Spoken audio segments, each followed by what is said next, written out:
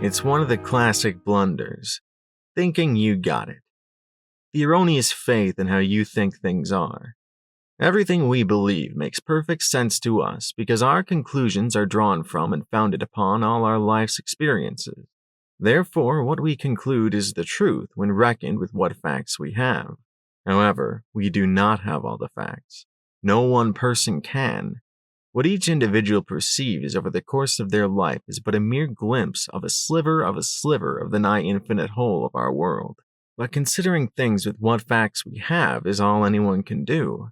Therefore, we must always consider our conclusions to be half-truths at best, and judge each thing, instance, and being individually as they come. However, sometimes situations necessitate hasty assessments and immediate action, and we have no choice but to judge and execute on our presumptions alone. So I said, sometimes it feels like you have to treat women like you would wild animals, and she misinterpreted my statement to mean women are beasts you must tame with a lash, as opposed to you may spook them into fight or flight, which can have unfortunate results for both parties. Hence the shiner I now bear. Wenches do be trifling, Cassidy agreed, shaking her head wearily. She nursed whiskey and I coffee. The coffee was dismal. It's not like that. Fuck it ain't, she scoffed, looking up at me from under her black hat. You tried to be kind, and that chick went fucking cuckoo bananas. She spun her fingers around her head. Then you just want to talk about it with the bar girl, as you fucking do at a saloon, and you get slapped for your woe. She proved her fucking point to you, Jack. Despite having no ill intent, you, by accident, provoked the female, and she reactionarily chose to fight like a creature beast, she said, jabbing a finger on the rough tabletop and reasoning. There fucking go, wenches be trifling. Can you blame them, though? I recalled the blood running down from between the girl's legs with a shiver, pressing mine together at the thought. She jerked her chin to the barwoman, leering contemptuously down her nose. Her, I can. She may have the appearance of a horse, but she should, in theory, have the rationality of man. The other, well, her tone shifted, turning somber. She was fucking stupid, but she shot at you, then shot herself. That is just... She had no words. Fucking pathetic. Such a shitty, pointless idiot thing to do, but... Never mind. You can't? No, not entirely.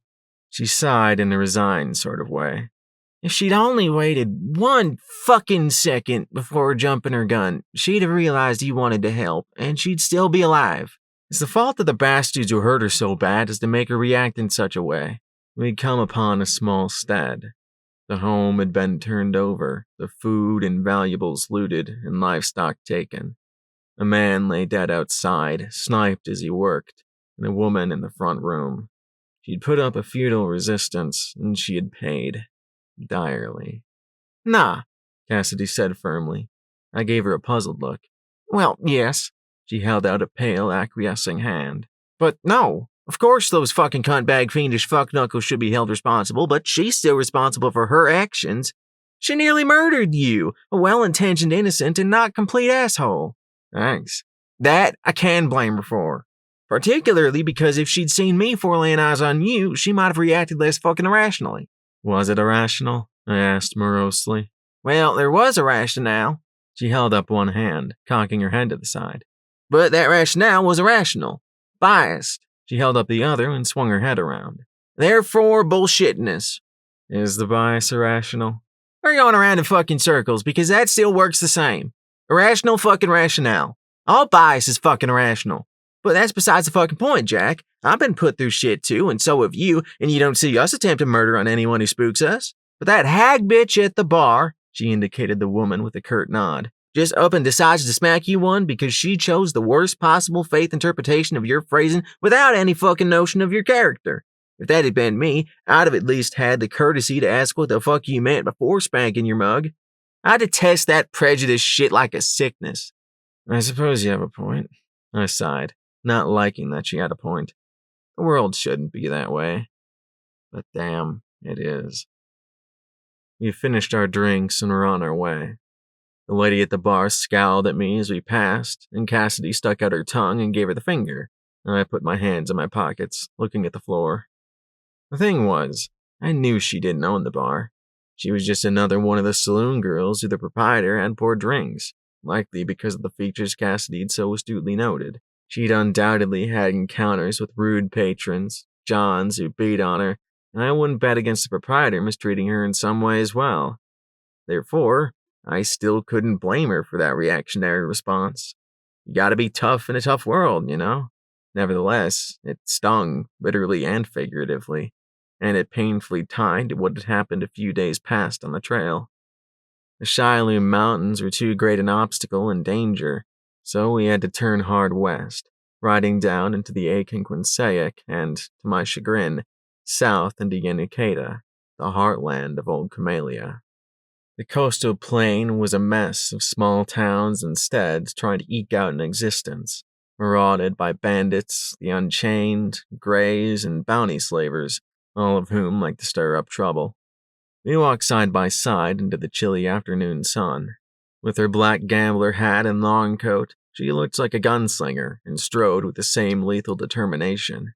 Yet, with her slight frame, cute retrousse nose, and simply being a girl, she otherwise looked like the last person you'd expect to be one. When you saw her shit-eating grin, it made more sense. She was no sweet southern belle. She was the toughest and most dangerous person I knew. Beside her, I was outfitted like a forester from the north, with my many-pocketed green jacket, wide-brimmed fedora, and large, heavy hunting knife hanging at my side. Generally nondescript, except this was the south where I was most out of place. We made an odd couple, to be sure, but today we were downright pedestrian next to what was parked at the edge of town. "Well, I do believe I may be suffering from heat stroke," Cassidy remarked with ironic severity. "Oh yeah?" She pointed, pushing her hat back and shielding her eyes with her free hand. "'Cause I'm seeing a big red and yellow bus down the thoroughfare." Indeed, there was a Leviathan half-track bus painted in maroon and gold, with Moira Foster, Physiker and Root Doctor, emblazoned upon the side in shining script. "You're not the only one, Cass."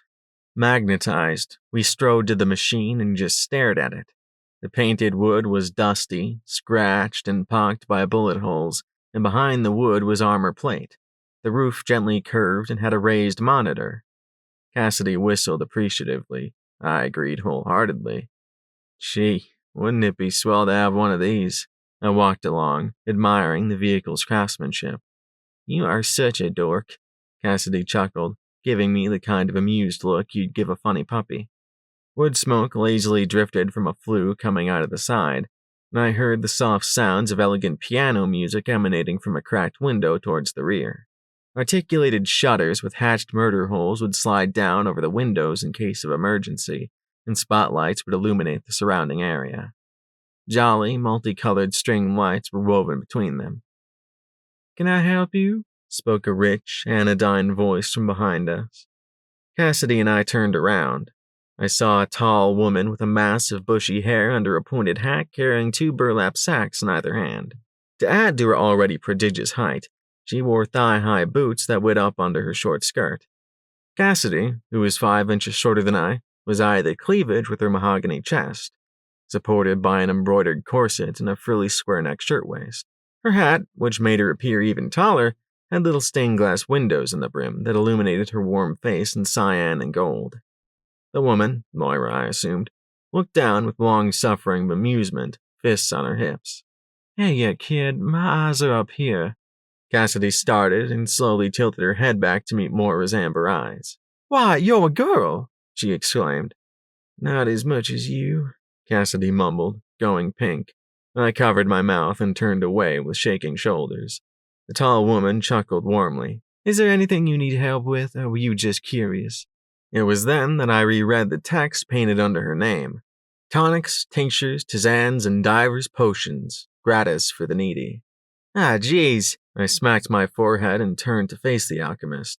"I just remembered that some fella up in Appyland mentioned you'd pass through there distributing restoratives to help the starving. You could really use some if you have any to spare. We can pay." "Not much," I neglected to add, but I always endeavored to find some way. "Surely do. A most triumphant concoction of my own design. I just replenished my stock of ingredients." She raised the jam-packed sacks. So I'll fix some up, and I'll teach you how to brew it if you like. You bet. This day was looking up.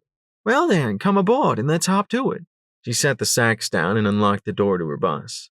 I lifted too and was startled by just how heavy they were. I won't ask you to, I grunted as I hefted the sacks. But I won't decline your offer if it's not any trouble. I'm Jack, by the way, and my partner here is Cassidy. Not at all, Mr. Jack. Miss Cassidy, she said, nodding her gratitude to me and greetings to her. Cassidy doffed the brim of her wide black hat. Ma'am? The doors to the bus folded open, and Moira led us up the steps inside. Welcome aboard the Jemuel, she said grandly. It was like a greenhouse inside a library. Earthenware pots, all painted and hung with dyed cordage, overflowed with various medicinal and magical plants. Each pot had a talisman that I assumed maintained the optimal soil conditions for each plant within. It was warm and cozy, and there were books upon books upon books all over, and soothing, smooth jazz piano wafted from blossom-like speakers. Not a single inch of space appeared to go wasted, and everything burst with naturalistic pastels. Wherever things are not mounted or hanging, the walls are plastered with diagrams, posters, notes, and images. Plants, stones, antlers, fungi, and ingredients I could not name chief among them, followed by nature scenes and the arcane. Behind the driver's seat, there was a sleeping compartment curtained off with purple velvet drapes held apart by scarlet cords. The inside ceiling had stars that really twinkled. Next down the line was a half-circular seating arrangement around a round table across from the wood-fire stove. After that, the apothecary, where vibrant brews simmered and steamed in complicated flasks, tubes, and decanters. I have a patient convalescing in the rear. She indicated an alcove with 2 white doors, both with frosted glass windows. He's come down with flux. Not bloody flux, she hastened to explain, as if she'd seen our reactions through the back of her head. Regular old jovial flux. And he can't keep my cachexia tisane in, so I've kept him with me to observe. That's awful kind of you, ma'am, Cassidy commented, lip curled, in a tone that suggested she would have done no such thing. Moira deposited her ingredients in the lab. Oh, it's nothing, she said as she slid back past me. Oh, I shied into the wall to avoid being brushed. Her bushy mane was unavoidable. He's a lovely fella, save for what comes out of him. Most patients are as docile as lambs, and if they aren't, I have remedies for behaviors too, as well as methods of permanent pacification if needs must, she said mildly. Y'all are welcome to sit down. Make yourselves comfortable. She gestured to the booth in the kitchen section with an elegant sweep of her arm. I'll be with you in just a moment. The booth was enclosed by bookshelves, a selection of the titles included being Herbiary of the Hintuan Mountains, Shialaku Herblore, Snallygasters, and Perunia and Paranesis. After removing our coats, Cass and I slid into the booth. I think I know what keeps him pacified. She made a vulgar gesture as if hefting 2 prodigious breasts, puckering her scarred lips and raising her thick brows in degenerate fashion. I elbowed her with a dry snort, and she snickered villainously. I don't know if I should say, oh, brother, or whoa, mama. There was always something obscene she felt compelled to express or do. Stifle, you cad. Cassidy rolled her silvery eyes. Real prudish weenie over here. Chauvinistic rapscallion, I returned fire. Still, I couldn't deny that, for someone who lived in tight quarters like this, she didn't take steps to condense herself in any way. I, for one, wondered about the fire risk her vast hair posed around brewing equipment. I also have this little fella here who'd like to say hello, Moira said as she returned, cradling a swaddled infant that couldn't have been more than a year old, and was white. It was a good thing our banter had ended before she'd come back. I couldn't quite tell from this angle and in the fiddly green glow from the light fixture overhead, but something about him didn't seem quite right. "You don't match," Cassidy observed with the tact of dynamite. I nearly bloodied my nose and my head fell into my hands on the table. "Oh, for Cassidy!" I moaned. "No, I reckon he does not favor me, which fits because he isn't my baby," she said, just as to the point, poker-faced. "My name, Foster. I took it because I consider myself a mother and person to all of my patients. In his case, I will be his surrogate for as long as he has. When you say," I began, surveying the baby in her arms. "He's afflicted with cretinism," she said frankly. "By chance, I came upon his mother trying to drown him in a creek. By my estimate, he was only 5 days old. I leaned back in my seat, shaking my head. Great spirit, I murmured in disgust. Cassidy looked down at the table with a set jaw. I knew that's what usually happened out here, but those kind of things just aren't real until you face them. I was able to resuscitate him, but in addition to his pre-existing physical deformities, his lungs were damaged by the water and contaminants within. He developed a lung fever, which weakened him further. It will be a miracle if he survives this winter. The baby turned his tiny bald head and looked at me with watery, upturned almond eyes on a pudgy round face. It was cute in the way all babies are, and I fixed a big, cheesy smile on my scruffy, weather-beaten face and waved at him, flexing my calloused fingers. Yet, a repellent part of me was disturbed. I wanted to look away, not to have to face the deformity. Neither my awareness and acknowledgement of his personhood, nor my complete lack of any disdain for the mentally retarded and or physically deformed could curtail the creeping unease I felt. Not only because of the deformity or difference itself, but because it represented someone who needed additional, complex care that I was wholly incapable of offering. I lacked the resolve and the patience, the social skills. I wasn't a kind and gentle enough person, as much as I wish I could be, and admired those who were. He turned away like I was dog shit on a boot. Moira gave me a warm look I didn't feel I warranted. And even if he lives to adulthood, those with his condition live with persistent ailments. And the world is not kind to the retarded, even those without physical symptoms. The woman's medical reservation faltered at the end, baring her heart. But for what life he does have, I will at least try to be a decent maternal figure for him. I didn't quite know how to respond, and for once, the loquacious Cassidy remained silent, hiding beneath the brim of her hat with folded arms. I apologize. I did not mean to outpour that upon you, Moira said, a blush rising to her cheeks, revealing a smattering of freckles. No, it's fine. That kind of selflessness is so exceedingly rare these days that I can't quite find the words. What's the little buddy's name? I stammered as politely as I could. Holt. Quite handsome, I said, and she gave a modest curtsy. What'd you do with the mother? Cassidy asked, not looking up. I subconsciously reached out and put a hand on her knee. She stopped bouncing the leg and started up with the other. Well, I couldn't sit idly by, so, alas, I was forced to put her to death, Moira said resolutely and with medical dispassion, lifting her chin and looking down at Cassidy, a challenge in her eyes. Cassidy met her gaze, her own like thunder. Good.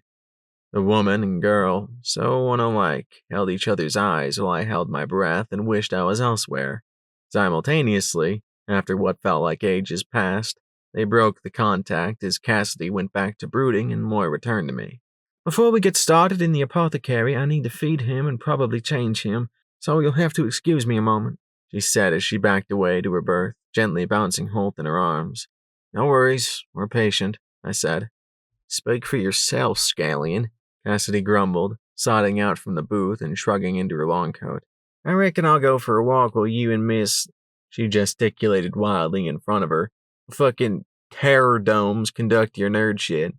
By all means, dear, scram. I waved her off. She put her arms wide on the table and leaned down over me like a bitty gargoyle. You be careful now, pretty boy. If you keep spreading that apple butter so liberally, you won't be able to keep her off of you. She leaned even closer and whispered in a low, portentous growl. You might suffocate. I gave a dry snort. Cool it with the A-cup angst, will ya? Jeez, Lou, it's whack and unbecoming. She scoffed, rolling her eyes and storming off, hopping down the steps and stalking down the thoroughfare. A-cup angst cocksucker don't know the first thing about the fair sex and what that even fucking means. Never even owned a fucking brassiere. She muttered to herself, then realized what she said. God fucking damn it! She shouted, stomping a foot in the reddish dirt. The whole street stared at her in wonderment. She shot dangerous glares and flexed her shooting hand. You fuckers keep ogling me, I'll put more than just your eyes out, she announced. Some of the smarter folk went on their way, but others just chuckled and leered at the tiny girl, who, unbeknownst to them, had the biggest balls in town. Lathe. A tongue of flame flickered at the end of the alchemist's wand, and she touched it to a shallow, engraved silver dish. A fire poofed to life inside the bowl. Slowly, she twisted her wand and the flame turned blue, sharpening to a concentrated cone. I recognized the wood to be magnolia. Encased within, there would be a thin silver conduction rod. She set a stand over the dish, then she lifted a round-bottomed flask and held her wand over the mouth. "Where?" she incanted, and water trickled from the end into the flask like from a hose. "Step 1 is to boil water as you would when making an ordinary tea. All potions need water as a base. It's the lifeblood of Mother Nature." I was transfixed. Holt, watching from a cradle board, seemed less impressed. Smug, even. "While that comes to a boil, I'll get you something for your contusion." "Is it really that bad?" I asked, gingerly touching around my eye. It didn't hurt whatsoever. Under the baby's critical gaze, we unpacked all her ingredients from the toe sacks, she called them, putting everything, save one of the plucked chickens, the other going into an icebox, in their respective places. "Oh no, not at all," she said, sliding her wand into a sheath on the belt around her corset. The end of the handle was carved like a tiny sunflower. "Only mild discoloration, but there is a possibility that the appearance could grow worse over the night. How did you sustain it?" I sighed and rubbed the back of my neck, accidentally rattling the cabinet behind me. "I got on the wrong side of the lady working the bar down at the Dapperdillo." "And how did that transpire?" she asked innocently as she ran a finger along various bottles and vials in one of the cabinets, kept secure in fixed wire racks to stop them sliding about and breaking when the gemule was in motion. "I fear I was a loose-lipped Nimrod and was punched with a mug," I reluctantly confessed. She'd used it like a pair of knuckle dusters. "She must have been ill, or she learned you quick how to be a gentleman. Here we are." She withdrew a small glass bottle and uncorked it. "Applied hereabouts in a semicircular motion." She rubbed a spot under her eye and passed me the bottle. "It's a mixture of menthol, blueberries, spinach, and oil of wintergreen." It had a handwritten label reading "Contusionalant." "Much appreciated," I said, letting some of the bluish liniment trickle onto 2 fingers. "He sure is a quiet one," I commented, returning the bottle to her. "Most of my experience with babies is at their fuss budgets." I rubbed the oily liquid where she'd indicated, and soon my skin began to tingle coolly. "Babies with cretinism tend not to cry as much," she said as she returned the bottle to its place. "How about that?" I remarked, looking down at the little guy, chilling in his cradleboard. "He's for cute, aren't you, Holt?" I was not dignified with the response. Moira smiled appraisingly. "The cradleboard helps calm them as well," she explained. "As far as he's concerned, he's being held, so he feels warm and secure. He's also able to observe the goings-on around him, so he's already learning." "That's ingenious. I can't believe it's not more common. I'd have to remember that for if I ever had children." "Indeed. I learned of it while reading a magazine from Inyanashol," she said. "Maybe there would be fewer grown fools if little ones weren't treated like they're unthinking until they can speak." Cassidy had wandered out of town and into the woods, whinging as she went, but froze in her tracks as she heard a rough voice bellowing somewhere ahead of her. "Sounds like trouble," she thought. "Well, deal me in." She wasn't as proficient in silent movement as I, but her soft-footed steps were more than sufficient to creep along undetected to where a truck was pulled off under the trees. The canvas cover over the back was unlaced, and a burly figure was sprawled in the bed amongst various spent bottles. Outside, a haggard young girl was hauling a pot of water to a cook fire when she noticed Cassidy watching and dropped it with a metallic thud and splash. Her ratty dress hung off her like a bedsheet on a post. "Slink!" the man shouted hoarsely, banging on the sideboards with a massive fist. "I told you to be fucking careful, damn it!" The girl did not reply or move, save flinching at the bone-rattling noise of the man's banging. Her long, raven hair was tangled, and her nut complexion reflected a hard life. This was more than mere travel stain or poverty. It was abuse. "Hello?" Cassidy hailed, holding a hand up, palm outward in a non-hostile greeting. The camp. I'm friendly, so it would be very much appreciated if you don't friggin' shoot me." Approaching a strange camp was always a gamble. The best-case scenario was mutual distrust. In the wild, robbery almost always came paired with murder for good measure.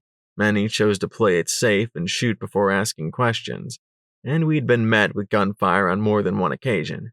When you're on the receiving end, there isn't much difference between a warning shot and a miss. The burly lump rose on an elbow, squinting out at her. He looked like one of the caricatures from a chameleon propaganda poster. A native with dark, cruel eyes under a heavy brow, wide, high cheekbones, and a long hooked beak of a nose. His had plainly been broken a number of times and was red from alcoholism. Except, unlike the images and the posters, he had a scraggly beard, and instead of long, greasy hair, his was hacked short as if by a knife. He leveled an ill-kept sawn off. "Now, mister," Cassidy said in a half-cautionary, half-placatory tone and ambled a pace forward with her hands half-raised. "That ain't very friendly-like." "Ain't supposed to be," he slurred, blearily leering at her. "The fuck are you?" He flicked the shotgun. "I reckon you look like a haint." "Should I be offended, mister? 'Cause I don't know what the fuck that means." "A ghost," the cow-eyed girl peeped. The man smacked the sideboards with a thunderous rattle, and she cowered away. "Be quiet! God damn you, slink!" Distracted, his already shoddy aim drooped. "Speak when spoken to, and get to work, useless fucking tainted apple squaw." She hastened to follow his orders. Despite the autumn chill, she was sweating. "Gosh, mister, why so friggin' bitter with your gal?" Cassidy asked conciliatingly, stepping another pace forward. "Seems unwarranted, by my reckoning." It was moments like these when the would-be lithe girl was reminded to be grateful for her passingly boyish frame, given her chosen lifestyle. He raised the gun again. Since it was a scattergun, it didn't matter that he was half-blind from drink, but it looked more dangerous to the shooter than the target in its pitiful condition. Not only had the shotgun been poorly maintained, but so had the ammunition, which happened to be badly homemade. On top of all that, the barrel had been obstructed by mud after the unfortunate and loaded firearm had fallen into a quagmire. "Don't you fucking come and judge me and my fucking campsite, you short-stacked cocksucker. I'll lick you one clean across your lips." "I implore you to try," Cassidy said defiantly, stepping forward and holding her arms wide in invitation. The man threw aside his blankets and lurched out of his bedding. "Fucking hair is out," he grumbled and shivered, donning a sweat-stained bowler hat. "Goddamn nipples all wrecked." "Ain't ours all." Cassidy chuckled at him as he scooted to the edge of the truck's bed, the shifting bulk making the suspension wobble and squeak. He thrust himself off the edge, only to stumble and fall to the dusty earth. His bowler hat slid off, and the scattergun clattered perilously beside him. "A lamentable fucking spectacle, if I ever did see one," she muttered to herself, stepping forward. He wore a fringed vest decorated with leather scraps sewn together. From him emanated the stench of unwashed body, stale urine, and alcohol, punctuated by a variety of stains on his clothes, some food, some blood, and a blossom of piss on the crotch of his pants. Likely the most recent installment in a long line. "I'll slit your fucking throat and fuck the hole, boy," he groaned as he struggled to rise, a long string of dirty spittle leaking from his rotting mouth. "Say, mister, I reckon we got off on the wrong foot." Cassidy gave the girl a roguish wink, but she didn't share in her amusement. Her wide, dark eyes held only a mixture of fright and disdain, seeming to say, "Get out of here." "How's about we sharing some libation, eh?" the little gunslinger cried with false merriment, dancing around the prone, groaning, sorry excuse of a man. She kicked the dropped weapon away and swiped an unopened bottle of whiskey from the back of the truck. As a man got to his knees, looking set to barf, she slapped the bottle in his massive, hairy hand. "See, we're all good buddies around here, mister. Call that southern hospitality. Ain't like those fucking bummers down in the Muskayek." "You may discomfit me, but you're a gay swigger," he slurred amiably, all thought of bloody death forgotten, rising to his feet with some considerable effort and lurching to the fire. "Slink!" he bellowed. "Out with the goddamn food, fuck's sake," he grumbled, slumping into a rickety chair and running a gnarled and pockmarked hand over his vest. "Oh, now where the fuck's my chow gone?" "So I gather you know some about the healing arts?" Moira inquired, looking me up and down while I was distracted by the cradle. "Rudiments, bush medicine," I replied absently. It was like a sleeping bag placed on a large snowshoe that could be set to stand like an artist's easel. Simple but elegantly crafted. Were you the one who tended to your friend's wounds? She gestured to where Cassidy's scars would be. I glanced back and nodded. They've healed beautifully, she said admiringly. You must have done some stellar needlework. I'm glad you think so, I said. I sure didn't. Why's that? She asked, observing the tiny bubbles starting to develop in the flask. The conditions are far from ideal, and I've been years out of practice. And Cassidy isn't exactly a model patient, but I shrugged dismissively. The alchemist chuckled. She is quite a K-main, isn't she? You don't know the half of it, I replied with feeling. But you still managed to work a wonder on her in spite of whatever adversities were posed. So why not be proud of good work? It was as much luck as skill, I said dismissively. She looked skeptical. So how do you do it all? I gestured around her bus. You care for strangers irrespective of whether they can repay you. You adopt an infant who will require your nurturance all his life. How do you find the strength? She thought for a moment. I don't rightly know the exact reason. She glanced warmly down at Holt, and he babbled gleefully, wiggling side to side.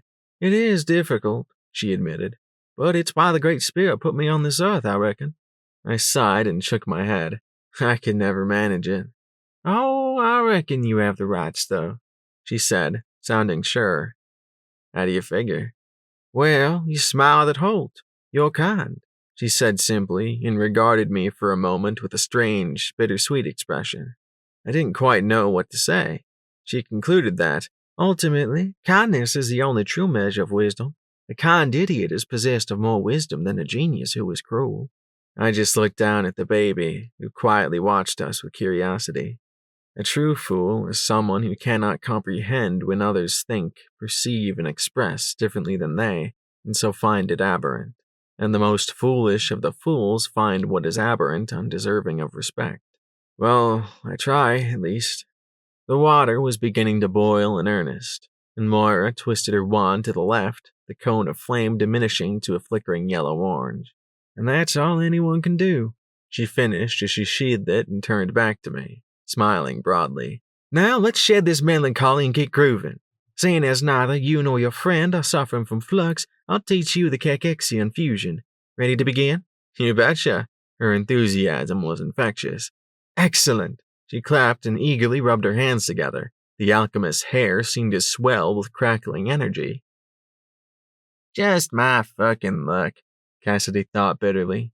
She lounged on the ground beside the fire across from the Lusk man. I was robbing this pale-faced hoppy who just kept fucking screeching. Bitch was hysterical. The scrawny girl with the big, scared eyes had refilled the pot from their clean water and was making rat stew. All the while, the washed-up highwayman continued to drink and smoke. Since he'd misplaced his chewing tobacco, he'd begun chain-smoking cigarettes rolled with newsprint and some other source of tobacco concealed on his person, as he regaled an increasingly queasy Cassidy of his many so-called exploits. And her cum-skin runt was bawling so fucking pugnaciously that through the cacophony this bitch couldn't even hear me trying to rob her next. Why couldn't I have come across a caravan of philanthropic harlots and whiskey-peddling gigolos? Instead, I get the company of a friggin' fig. So I clobbered the little bastard with the butt of my shooter, then fired off 5 rounds into the roof and stuck a hot barrel on this bitch's big old 5-head. That sure as she got her fucking attention. He cackled, the cigarette pressed between 2 swollen knuckles as he raised his bottle in a toast to being a shitbird. I've always wanted to hear what it's like from a bandit's angle, Cassidy interrupted with false interest. Since I'm so used to hearing stories from those who eradicate them like fucking vermin. He stared at her with semi-glazed eyes, a slight furrow to his unkempt brows. So, you ever take a scalp? His scar-like grimace cracked into a wicked smirk. He pointed at the odd leather patches sewn on his vest. Cassidy noticed the marks on the back of his hand again and finally recognized them for what they were, and the patches for what they were. I've collected my share. He grinned nastily. Took, fuck, whatever we damn well desired. Scare them yellow-bellied cocksuckers shitless in their little towns, he said in tones of fond reminiscence, shaking the ash from his cigarette and taking a long drag off the remaining half-inch. Cassidy curled her lip, but she still pressed on and asked the pivotal, barbed question she'd had in her mind since finding the camp. Ever dealing people? Slaves? Whores? Cassidy glanced at the girl from under her hat to gauge her reaction. She had been watching the exchange with terrified captivation, forgetting to keep stirring the ladle. Certain whorehouses would pay good money for a young girl like her. Nubile, odalesque, too weak to resist. The very thought of the filth who made that business lucrative swept the line Cassidy, and I, for that matter, usually refused to even consider crossing far aside and ushered her towards flaying and burning at the stake. The burly man grunted again, shifting in his seat. Yeah, I took my share of pussy too. He chuckled loathsomely. All you gotta do is be a little horny with him and you're in. He stuck out his hairy tongue and flicked it up and down, making Cassidy's skin crawl, before putting his cigarette out on it with a hiss. She had heard enough. Sounds like you were raping up a storm. She nodded thoughtfully, holding her chin. And I do that shit for the pure love of the game, he affirmed as he began clumsily rolling another cigarette, but fumbled and dropped the tobacco down his front. How many calories you reckon are in pussy? She asked. 'Cause if I choose to partake, I don't want to end up as a fat bastard like you. Least I ain't no bitch-made sissy cunt like you, he growled his retort, angrily flinging his rolling newspaper aside and staring malevolently at her. His violent gesture blew the paper out of his hand, and it unimpressively wafted to the ruddy ground. Are we not all bitch-made? She asked in philosophic tones. Or could it be the perpetual fucking miasma about you as a consequence of an anal birth? His face contorted, the rusty mental gears grinding slowly as he tried to decipher the implications. As far as cunts go, I have one, and my daddy made me more of a fucking man than you'll ever be, and he was hardly even around. I bet your gal wishes she could say the same. His dark eyes blazed with murderous hate as he realized he was not just being insulted, but by a female, no less. You shut your fucking cunt mouth and show some fucking respect, squaw. Cassidy had well crossed the point of no return, but continued barreling onward nonetheless. She gave a dry snort and put her fists on her hips, mimicking flapping wings. Squaw! Squaw! She shrieked, bobbing her head back and forth. What are you, a fucking crow? Squaw! Squaw! She sat back, shaking her head and chuckling to herself with contemptuous mirth, casually resting her wrist on her holster. Shut up! He blustered, but Cassidy hardly noticed. No, I reckon not, 'cause crows are supposed to be intelligent, so says my pard, where you're a mental deficient, my friend. I don't respect you whatsoever. She waved her offhand dismissively, smoothly transitioning the gesture into a raised middle finger. If your definition of respect requires me to disrespect myself, you don't fucking deserve it, she said, her tone uncompromising. Then she tissed, wagging her raised finger. Whatever would Jack have to say about you? Nothing kind. The brawny ex-desperado stared at her, his jaw tightly clenched. A vein in his forehead began bulging and his eyelids started to twitch. Fuck you, fucking cunt. The girl, her eyes like saucers, had covered her mouth with her hands to keep quiet, but an eep of raw fear still slipped through. I nearly mistook you for a cunt yourself, but you lack both the softness and the depth. No, I reckon you're an asshole, 'cause you're full of shit, and by God, do you ever fucking reek. With a sudden guttural roar, the bear-like man leapt from his chair with shocking speed, sending it flying behind him. I'll fucking kill you, bitch!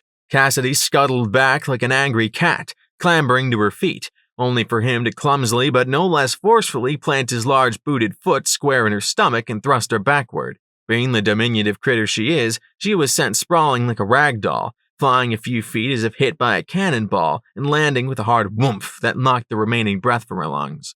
Her hat spun away like a flying disc.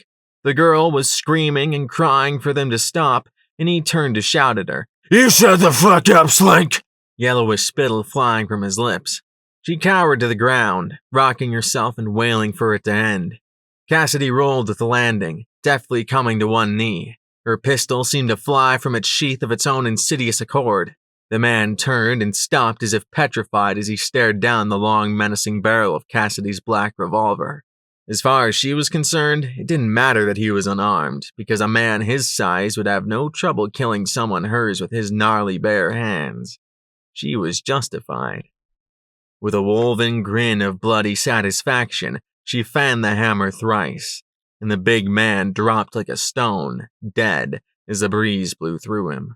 He collapsed in a heap. By the time Cassidy had retrieved her hat, the red earth had been stained a darker sanguine beneath him. His spine shattered and the aorta ripped by 44. "Hey, you alright there, hon?" Cassidy called out, rising and holstering her smoking gun with a flourish. "You're safe now." She trailed off. Her heart rose into her pale throat. The girl had raised the sawn off.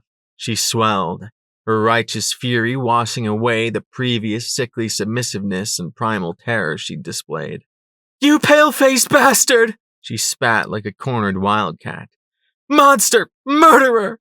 She flung her arms wide to make an easy target, still holding the scattergun in a shaking, white-knuckle grasp. Her tears had worn tracks through the accumulated grime on her gaunt cheeks. "Why don't you kill me too?" Cassidy held her hands out, first to offer an embrace, but now to surrender.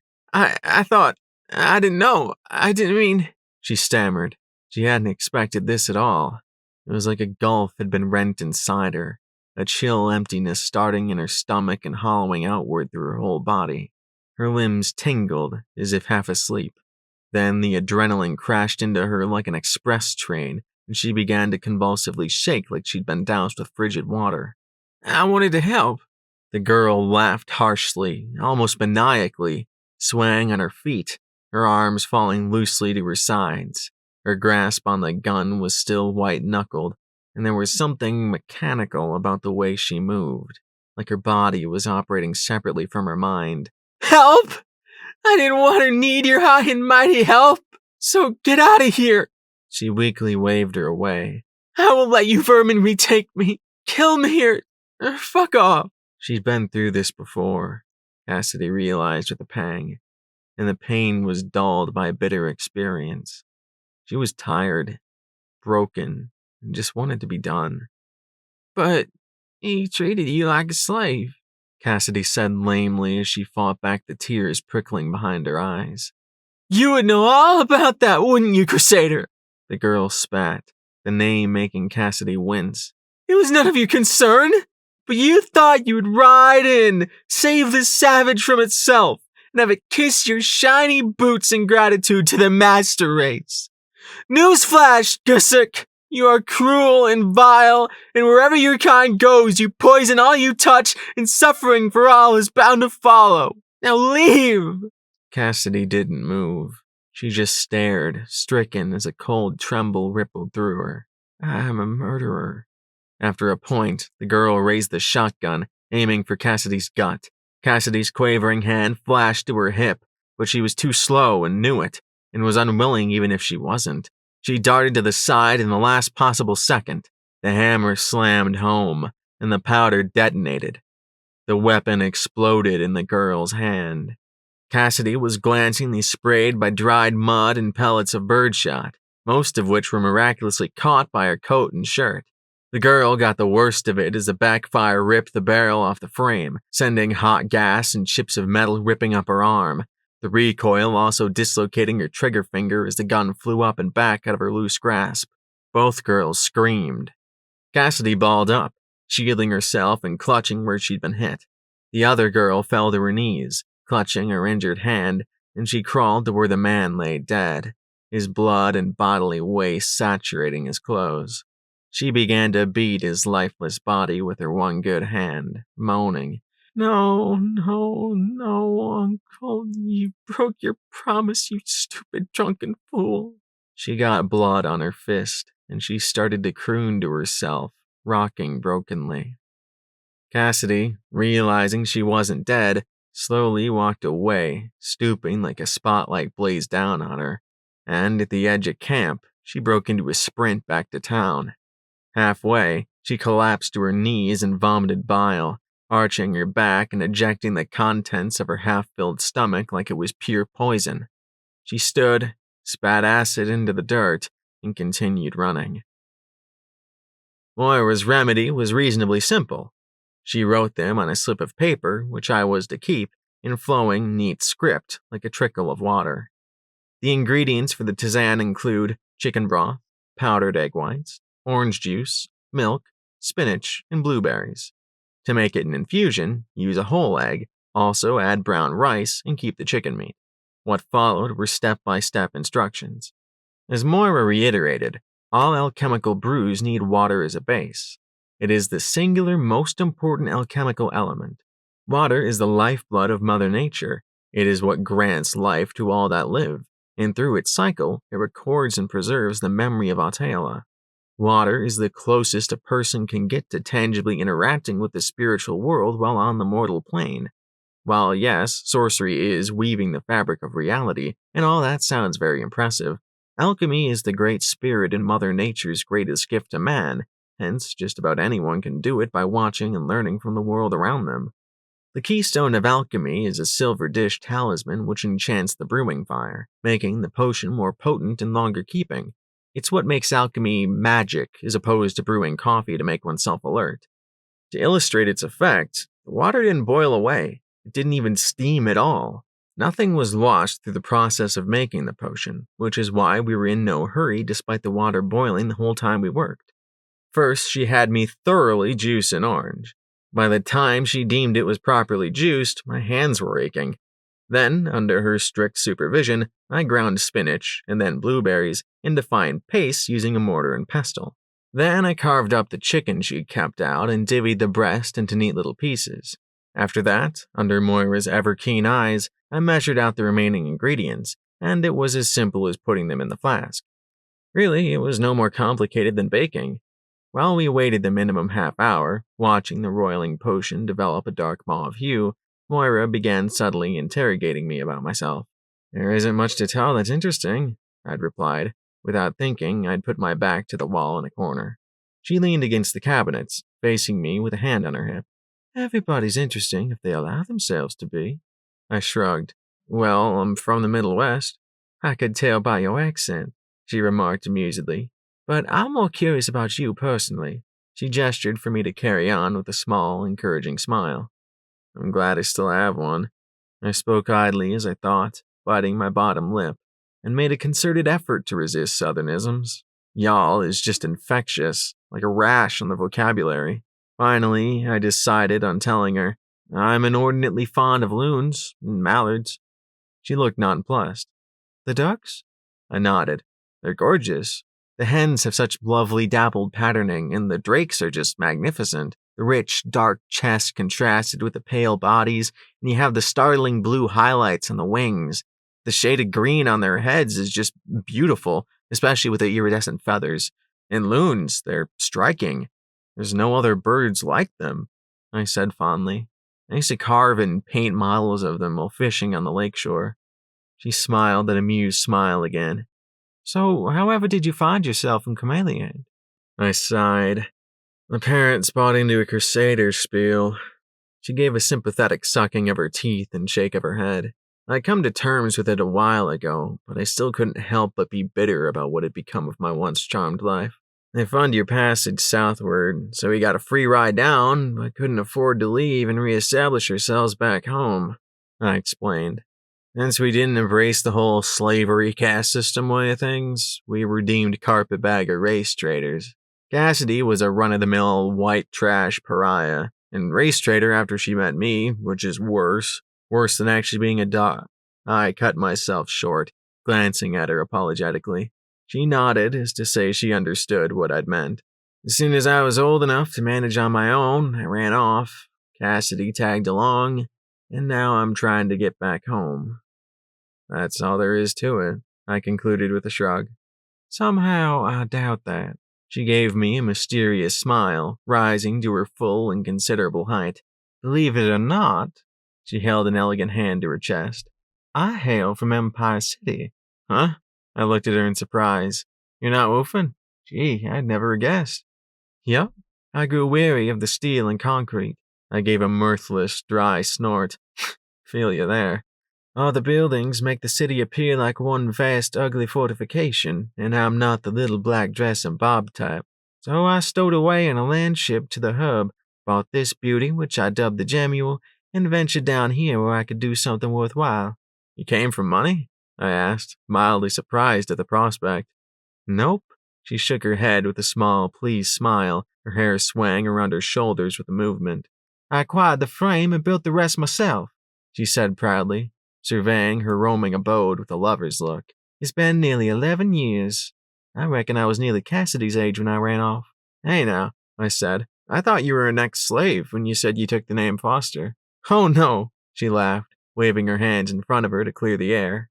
As I never felt properly at home back in Involtham, I reckon that, since I was to forge a whole new life for myself and one that better suits me, I shall follow the custom and take a new name.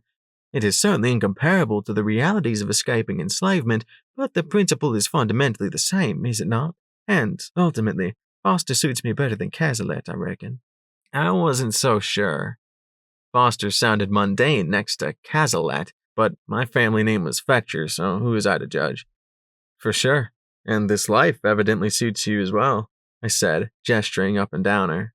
Definitely better than ours suited us. She was in excellent health, confident, happy, and had clearly made something for herself in ways few could manage. I hoped I could make a life like this for Cassidy and I if we ever got north.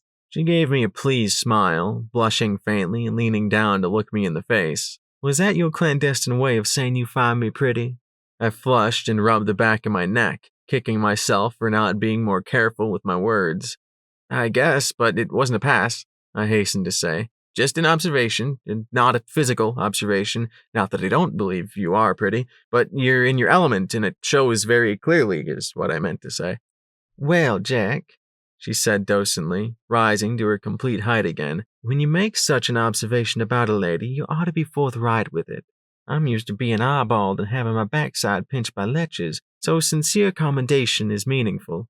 The way she was looking down at me made me gulp. She was very tall and, yes, quite pretty, and she knew it.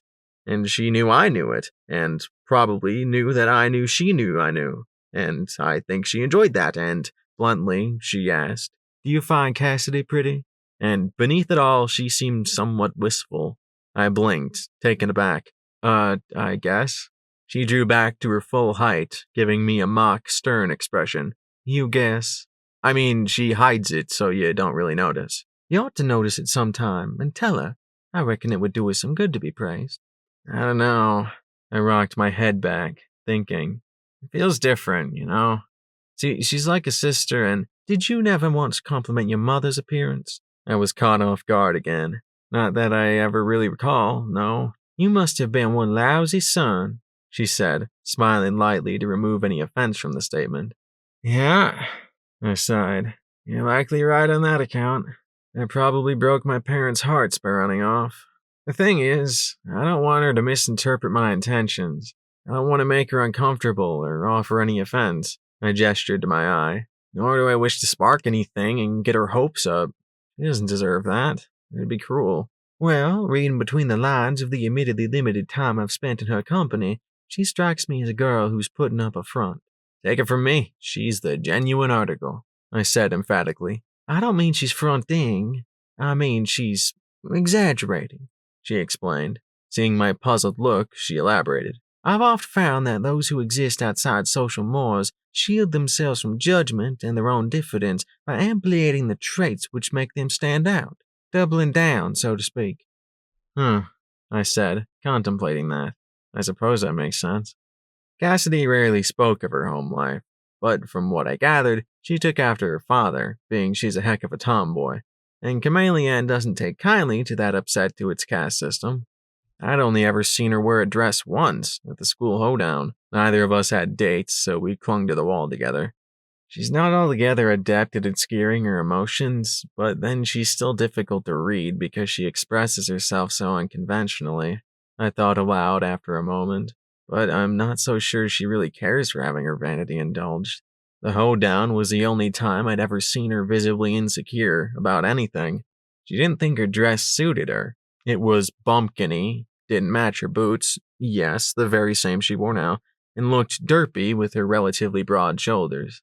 But after she got over that, which didn't take long, she cut a mean, baltering chicken jig. I, however, detested my suit and didn't want to be seen at all. It was 2 sizes too large and cream-colored and smelt of mothballs. Need I say more?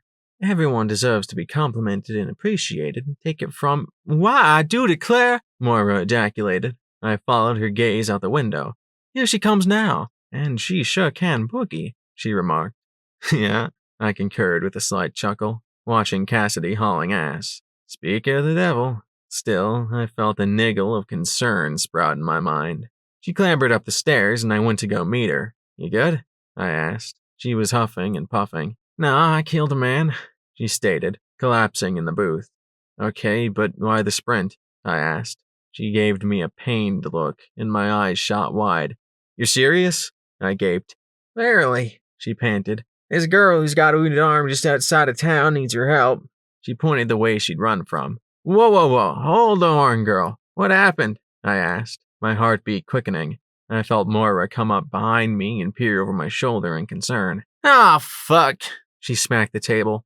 Fine. I came upon this drunken savage who had a girl with him. Shit looked hella misopetic to me, and after a little confab with the feller, I figured he was a desperado type aiming to pimp her out. I didn't take kindly to that shit hit the fan. He tried to murder me. I clipped him, and the girl hoisted their scattergun except it blew up in her fucking hands, and now she's mangled. Her words were spilling over each other. So make tracks and help her, for fuck's sake!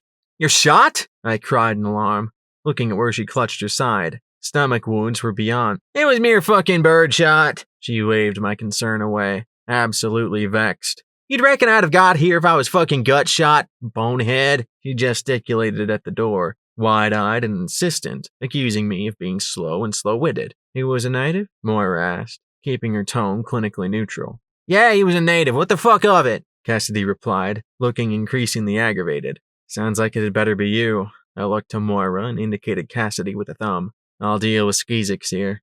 Agreed, she said, retrieving a medical satchel off a hook between the library and apothecary, and made to leave.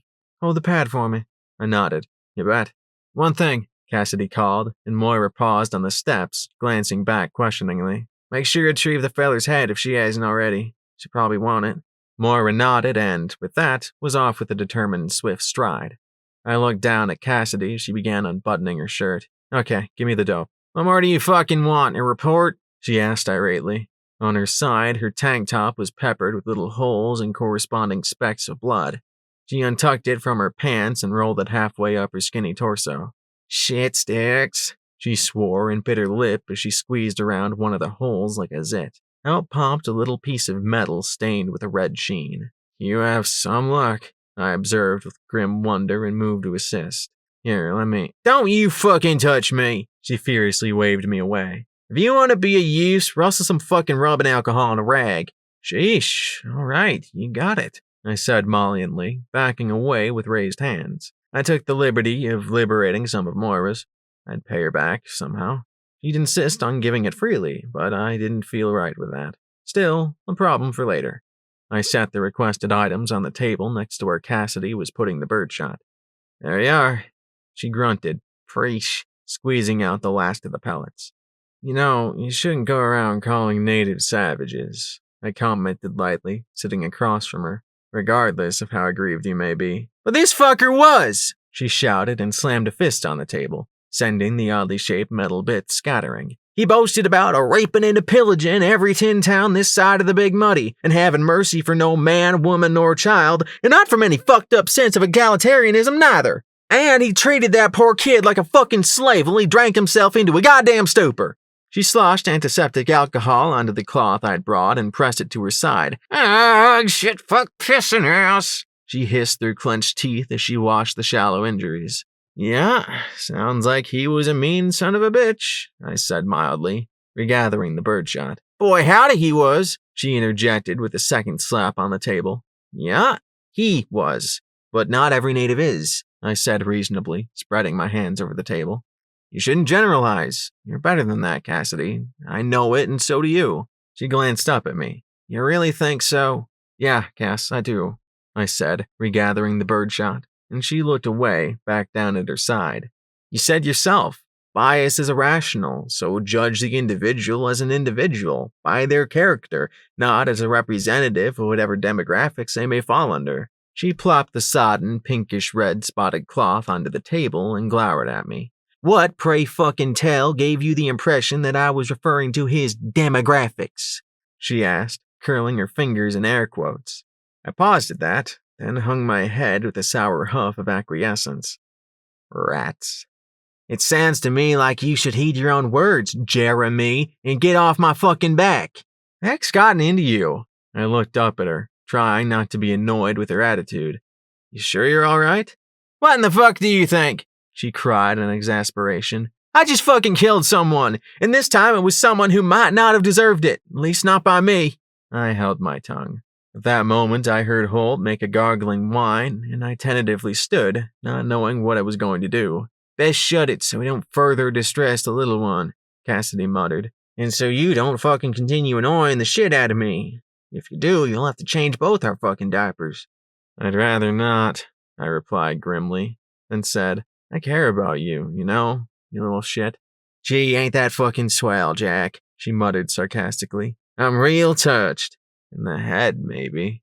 I'm pissed, she continued with a sigh, sounding like it. It ain't fucking right, what he did. No kid deserves to be treated like a slave or a burden. Mercifully, I saw Moira leading a disheveled and exhausted-looking girl past the window. The top of her head barely reached where Moira's hair ended, halfway down her back. As the soothsome alchemist helped guide her up the steps, I trotted over and said quietly, Hey, Holt was calling for you, I believe. The girl sniffed, tensing up and eyeing me warily. Her dark eyes are red from crying. Thank you, Jack. I'll go see to him after I've gotten in here settled, Moira replied, just as softly, and led the girl along to the back. Their arrival transformed the Gemul's atmosphere into something like a hospice. Ninny kept her eyes on the carpeted floor and thankfully didn't notice Cassidy, who was hiding under her hat with her arms crossed as if asleep. The girl's forefinger was in a splint, and her arm was tightly wrapped in lightly stained bandages. I trailed behind them, not sure where I'd be most helpful. Cassidy clearly wasn't all right, and was upset far more deeply than she let on, but she was pretty plain about needing space as well, and I wasn't going to press the issue. If she needed to, she'd come to me in time, I hoped. The most I could do was let her know that she could. Moira ushered the girl into the ward on the left, and then went to pick up Holt in the apothecary. He stopped fussing at once. Most of the damage is superficial, she said, lifting him from the cradle board and slinging it over her shoulder. That's good. Did she say anything? I asked. That a white devil murdered her uncle, Moira replied apologetically, but all indicated he was a real grimy piece of work, and she was being cripplingly maltreated. Holt started to get handsy. So, was the shooting justified? I asked, not entirely sure I wanted to hear the answer. I wouldn't deem it a murder, if that's what you're fearing, she said, and a weight seemed to be somewhat lifted off my shoulders. Not entirely, mind you. Look, I need to tend to this avaricious little fella, so you ought to go and sit with Ninny. Why? I asked, grimacing. I doubt she wants to see anyone with this ghastly mien. I indicated my supremely gnarly, white features. See here, Jack, Moira said, sounding weary. She's in shock. She's mourning, angry, and terrified all at once, and presently she holds a white individual responsible for those griefs. Therefore, it is crucial. She must see a friendly white face before her biases become further ingrained in her outlook. Ninny is a Vinlandic name, I recalled. She's probably mixed, so... I trailed off at her patient smile, which read as, You sweet summer child. Yeah, even I knew it was paper thin, but in truth, it was up to her and her willingness to accept any kind words from someone like me. That's just how it was. That's the first thing you learn while with the railroad. Some people are just too hurt to overcome their prejudices. So, based on how many slurs I heard her utter, that only further embittered her. She gave me a wan smile. As I stated previous, I reckon you've got what it takes to be the positive influence she so desperately requires. Sit with her, just for a little while. I lightly bit my lip, inhaling and exhaling through my teeth while tapping a foot. I looked up at her and asked, Anything else I should be made aware of? I softly rapped on the frosted window, then, after a moment, I opened the door and quietly stepped inside. I didn't know how to start. She eyed me with scornful skepticism. Golly, pale-faced doctor with a native girl. How could this go horribly for me? She muttered to herself. I'm not a doctor, I replied. I was a medic at best. When you aren't clever enough to think of anything, be it for deceit or for tact, the blunt truth is usually the best option, I've found. Moira requested that I speak with you, so that's what I intend to do. Say what you must and be gone, she sighed, watching me with distrust etched in every line of her frail body. Well, her exact phrasing was that I should sit with you, so if you don't wish to talk, you don't have to. The point is that you aren't alone, I said, tentatively sitting in the chair at the foot of her bed. She reflexively pushed her back against the wall, clutching her uncle's bowler and curling her legs up tighter to her chest. Her tights were threadbare, stained and torn at the knees, and the sole was peeling off one of her small buckled shoes. She snorted softly, wearing a faraway look. But I am alone, among strangers. I know the feeling, I said softly. She chuckled mirthlessly. You people and your presumptiveness never cease to astound me. I gave her a questioning look. She scoffed. You don't know the first thing, yet you act like you're masters over all your mutant eyes see. You have no clue what I'm feeling, what I've been through. Yet there you are, imposing, lording, presuming you're smarter than I, that you possess the insights, that you can make me all fucking better. That's why I hate your kind. She spat the words like she was planting a knife in my gut. I just looked at her until she averted her gaze, staring out the window. You don't hate me, I said quietly, scuffing my boot on the waxed wood floor. You hate the person you think I am, and because of that, you haven't gotten to know who I truly am. Give me a chance to show you, then make your decision. It really isn't anything to me either way. Nevertheless, I'll endeavor to see it your way. If I could, would you try and see it once my way? She didn't say anything. She just continued staring away, scowling. You know, I'm a northerner, I continued. That's why I sound so funny. She dry snorted, but the amusement was derisive. I never wanted to come down here. I went on anyway, but I wasn't given a choice since I was a kid. That's all I want, is to be back home. But to get there, I had to leave my family. You were given a choice, she snapped, her eyes blazing. You chose to leave your family. You brought your pain upon yourself. I was stolen from mine and had mine stolen from me. I wanted to argue. I had no right choice to make. I had to determine the lesser of two evils, which part of myself, my soul, to deny fulfillment. But she also had a point. Really, all I'd wanted to say was I can relate in some respects. How? I asked. For $7 and 27 bits, she spat. My parents couldn't provide, so they offered us to a Gussick family who could. But it was a lie. They didn't provide. We were a beast of burden to them. We slept in the barn amongst the other animals, she hissed bitterly. But I'd finally broken the seal, as I'd intended. The crone would come out every night, tell me to plug my ears, and she'd take my brother into the hayloft. And when she was discovered, she lied, and he was... She pressed her eyes shut and shook her head fiercely, fighting tears. She didn't need to go on. I knew. I'd heard of it, and seen it with brutal and sickening clarity in Chameleon. The bastards, they hung him with the pulley. She gripped the faded bowler more tightly, her rage becoming thinner as the well of grief and sorrow overwhelmed her. It was slow. While I was kept there, my real parents suffocated if their chimney was blocked, so when I fled, I had nobody to come back to. And now one of you murdered my Uncle Hobie. She choked up. He wasn't good, but he knew, and he never hurt me worse than he hurt himself, or your kind did. And now I'm nobody at all. Her tears were flowing freely again, and I felt my own prickling up. While our exact situations were different, I knew her pain because she was living through what I was terrified of, more or less. She gave me a furious, agonized glance, and her expression changed to one of bewilderment, fresh tears running tracks down her cheeks as she saw me crying too. She didn't seem to understand why. I wasn't lying when I said I knew the feeling. Maybe not exactly, but close enough to tell you I'm sorry. I really am sorry, Minnie. She still stared, her mouth hanging open and her wide eyes tragic pools. Then, in a small, miserable voice, she said, No, I think I'd like you to leave. Slowly, I stood. Okay, let me know if. Please, she breathed. Get out. I did as she asked, softly closing the door as sobs racked through her. I'd never forget that face, or those eyes. Before I could begin to mentally kick my own teeth in, I turned and saw Cassidy standing right behind me. She looked drawn, even paler than usual, making a raccoon's mask stand out even more starkly. She twitched and sniffed, turning her head down to hide her wet eyes. My whole body seemed to sag as my heart fell. It was like a flood had broken over me, and I was swept along. The feeling was familiar, old, coming of age.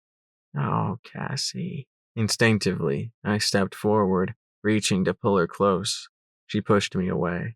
No, don't, I'm all right, she insisted, faltering. Get away from me. But she wasn't strong enough to really move me. She pounded her clenched fist painfully against my collarbone. I said fuck off!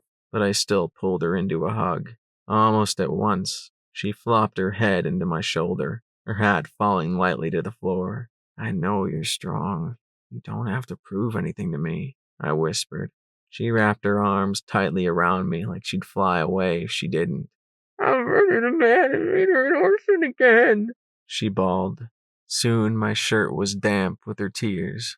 I gently stroked her hair and she squeezed me even tighter. She whimpered into me. As hard as you're nice to me, Daddy didn't know. And I didn't know what to say to that.